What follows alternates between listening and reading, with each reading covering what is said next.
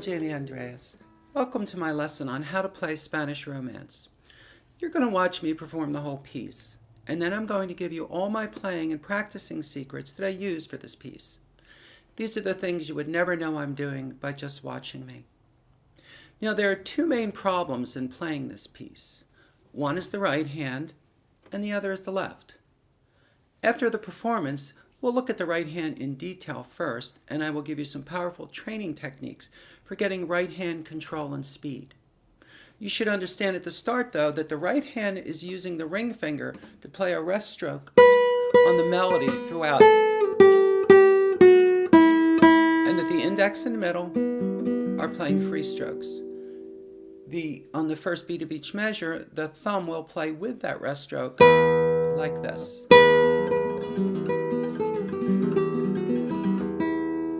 So you have all the notes and tab in the chart that accompanies this lesson.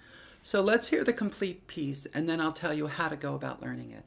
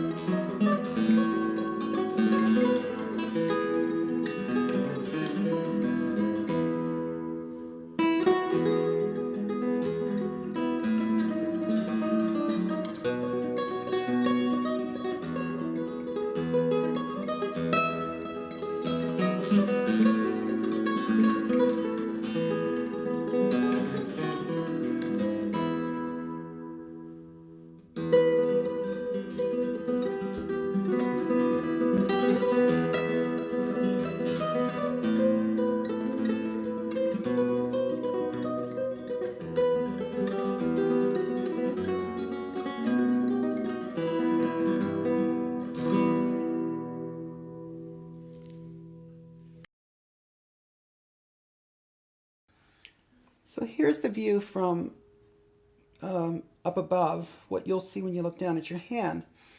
And in playing this pattern where we have a rest stroke with the ring finger followed by free strokes with middle and index.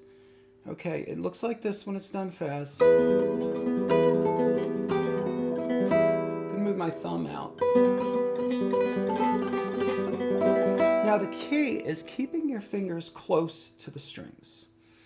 What happens in the beginning of learning this is that as you would press on with a ring finger to play the rest stroke, your other fingers are going to pop out like this. That can't happen. If you're playing it slowly and your fingers are looking like this and going far from the string, then you will struggle to play it fast and you will just get more and more tense. So we need to train the index and middle to stay close to their strings while the ring is pressing. The best way to begin that training is simply to get in this position with the hand, begin to press with the A finger, and feel your arm will tense in response to the string pressing back on your finger. And you hold that and then just keep the index and middle close. You can do things like just play these notes, keeping the fingers very close as you keep the press on with the A.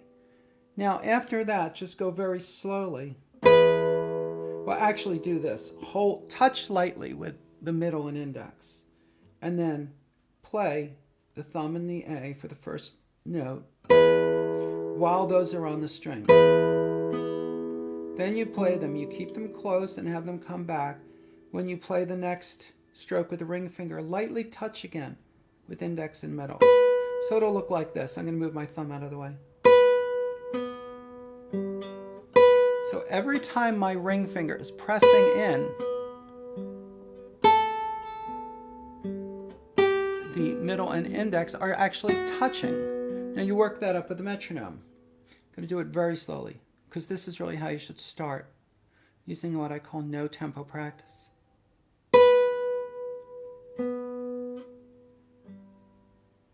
Press gradually on the string. Use gradual pressure with the ring finger, with the A finger, to get the rest stroke. That'll prevent the arm from just locking up. So you press in gradually, you relax the whole body as you do so. Even though you're making an effort, you relax into the effort. Okay, now your first goal is just to play it slowly.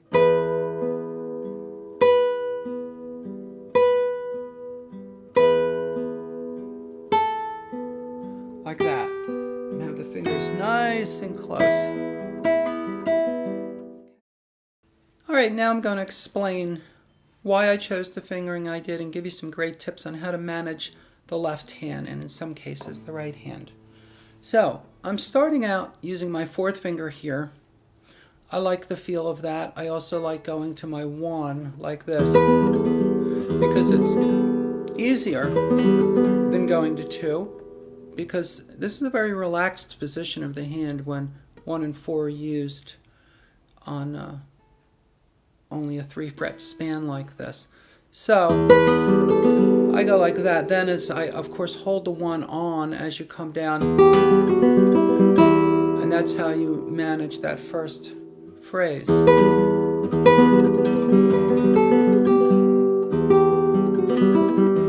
now I'm off the strings. Come back on with 1, slide up with 1, 4. Now here's a switch you got to be careful of because I'm going to come down, play that C, and then go into this half bar. So that part, you want to hold your 2 on. As you come down, you make contact with 4 on the way so that you end up like that.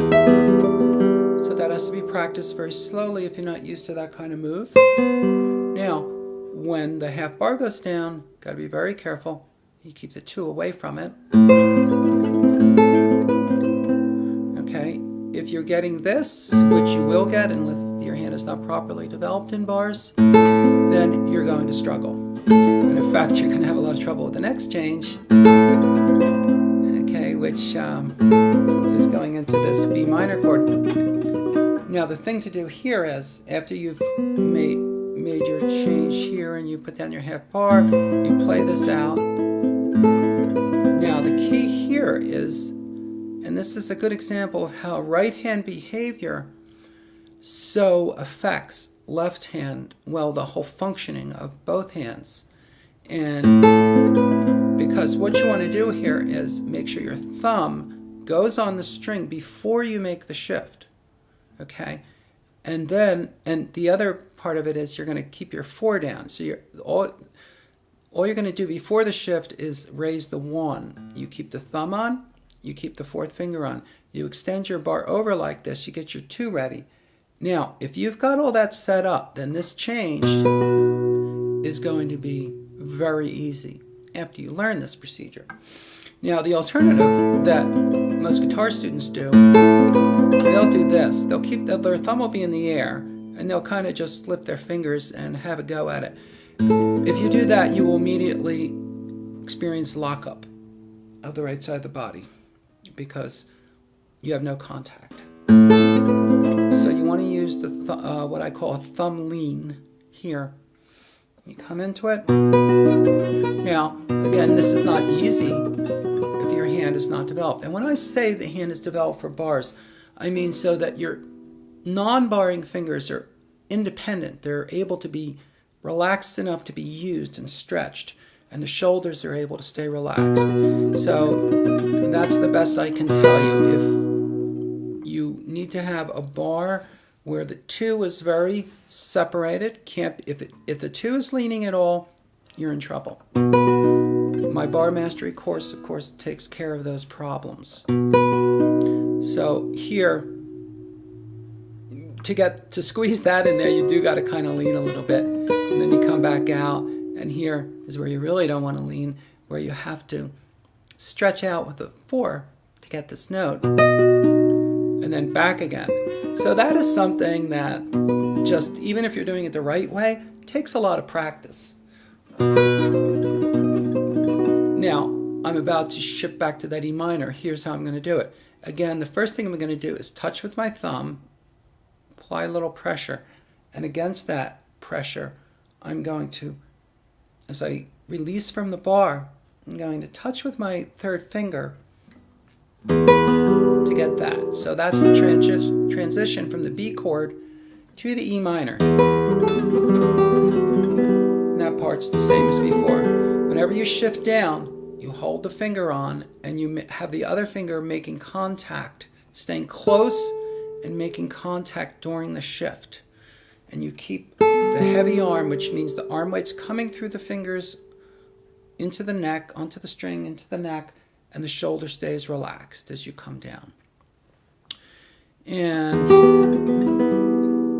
now I'm going into the F sharp chord, and then this. Again, we need a well-developed bar. This little change here, get that thumb on before you make your shift. That's pretty much a constant. And there you have the first section. Now, when I do the repeat, I do this. I like to, so I start the same as before.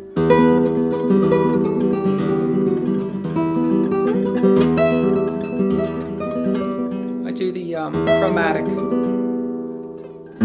then into that, then that's all the same. And by the way, in some editions of this piece, when you go into the A minor chord, you see a full bar like, you can do that, and it does make that easier. I just like the sound of the open string. So you do have that choice of playing that A close.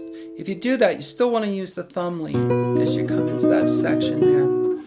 Okay, so I think that's the only difference in the repeat that I use in my performance of the piece.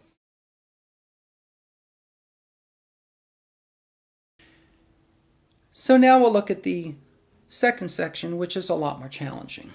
Okay, so I've come down to the end of the first section. I'm in the key of E now. Now, this, you gotta really have a heavy arm here, relaxed shoulders, arm weight coming through the fingers. This change here is tricky. What you want to do here is, while you're playing this out, so you play your E bass, get your thumb on that string. Use the technique of bouncing during your practice. It can even be done in the playing.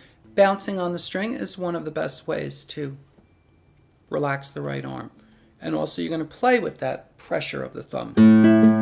So that change, my 1 comes up. Now I've got to keep my 3 and 4 very close. I'll probably make contact with 4 as I come up like that. Okay, and then I have that chord. Now, for this change, one of the hardest changes in the piece is to come smoothly up into that. The secrets of that are this. Before you shift, you put on your thumb lean. You make sure that that 2 is ready to take its place in the new chord. And then you extend the bar as you shift up. So that takes care of a lot of what you need. As I come up, my 3 draws back and makes contact there. Now, that difficult shift will be able to be executed very easily if all that happens. And if you're relaxed enough, you come into this chord. Now for this part, the trick here is, the first thing you do is to get the 4 on the string where 3 was before you lift 3. So I'm going to keep everything down. I'm going to squeeze that in there, get that on, then I get my 3, and then I get my 2. So again, I never engage the upper arm muscles. Okay, I keep the heavy arm because I always have contact. Now, here's something you may not be familiar with. Here's the chord I'm playing, this E chord right here, but I'm using a hinge bar, or what I call one extended. So the idea is that I can get that top B note that I need just by having the finger like that. So it's like a bar, but it's lifted up, so it's only getting the first string. The reason I do that is because it's a lot easier to do this than to pull it back like that. Flexing the finger by definition is more of an effort because you're flexing all the joints. So you're working the muscles that go all the way back to the elbow. So a lot of times I will do this rather than flex the finger when I'm playing a first string note. Now you put that back on, and another advantage of keeping that one extended is that I just go into this. Now, this is the part of the piece that I kind of put in there because every time I play it, I hear that bass line in my head. So I just put it in there, and it cost me many hours of practice to get it, but here's how it goes if you want to go for it. You play this out, and then the thumb goes on the 5th string, you extend the bar to that, and now you make the change with the left hand. You keep everything down as you get your 2 and 3. Again, the thumb goes on, and you have that. Now, this is a fast change. In order to make it in time, here's the elements that you need. The fingers of the right hand must make contact with the strings before you leave this position. So, of course, you can't see this when I'm playing it fast, but what I'm actually doing is I'm making contact with my ring finger. And then, after I have that, I'm making contact with my thumb. So thumb and ring finger really together here like this. Okay, like that. Then I'm about to make the change. I will think of my 4th finger. I will get it like that, and then I let the other ones pull against that. So it's like this and like this. Well, get the right hand on there. So the right hand is on there with my thumb lean during the shift. That is key, because if the thumb is not on there like that, then your right arm will simply tense, and you will, even if you make the left hand, you'll miss the right. So there's that. Then I leave the 2 down, go into these octaves. Okay, now there is an easier version, which I put at the end of the arrangement. That's the one that you normally see, and it won't have that bass line. And it will just go like this. It'll go into, which is not that easy, but it's easier than my version. So what that is you have this chord here, you make your shift down, again putting the thumb on to prepare, the 4th finger goes on, and then I go into this, which is like an F sharp minor, first inversion. But then you've got to switch to this, and that's tricky. So you hold on to that 4, you've got to extend outward. I actually take my thumb off in the back for a brief moment while I make that. It makes that easier. And from there you come down into this. The easy version will just be this. The harder version that I have with the with that bass line, what I do is I come down the same way here, but then it has that bass line. So let's look at that a little more closely. On the shift down to that E, you want to make contact with your 4. Okay, so there's really a lot of shifting technique required here. You're going to make contact with the 4 as you come down, and your thumb is going to be on the 4th string for the bass note. So we have this.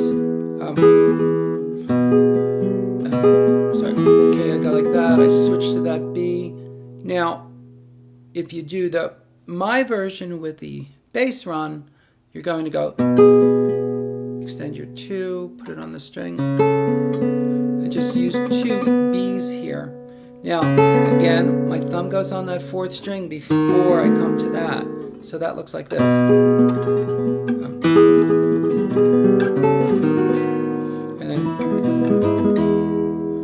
And then it repeats that version.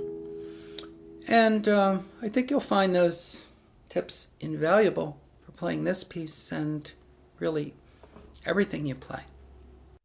I hope you enjoyed this lesson on Spanish Romance for guitar. And I want to tell you that for most guitar students, there's easily a year's worth of work in here to just really integrate, practice, understand all the concepts that are taught here. But those concepts, believe me, are used in everything that you will play. So the work is well worth it. Now, the best thing you can do is to use the practice methods I teach all my students from my book, The Principles of Correct Practice for Guitar. That will mean you will take section by section. You will learn it extremely slowly. And your first goal will be, and this would be after practicing using methods we call no tempo and a method called the basic practice approach. You will get it first, section by section, to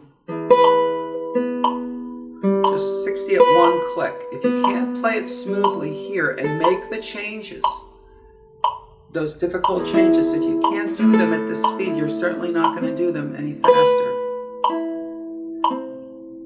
So make sure that bit by bit, you get it down like this. Work that up with the metronome until you bring it to the triplet. That will be a major accomplishment. Remember that the perfection of one speed depends on the perfection of the speed before it. Okay? So, all the work you do to get it to, say, 60 to the triplet will make bringing it up faster so much easier. So thank you very much, and also remember to enjoy yourself and have fun practicing Spanish Romance for guitar.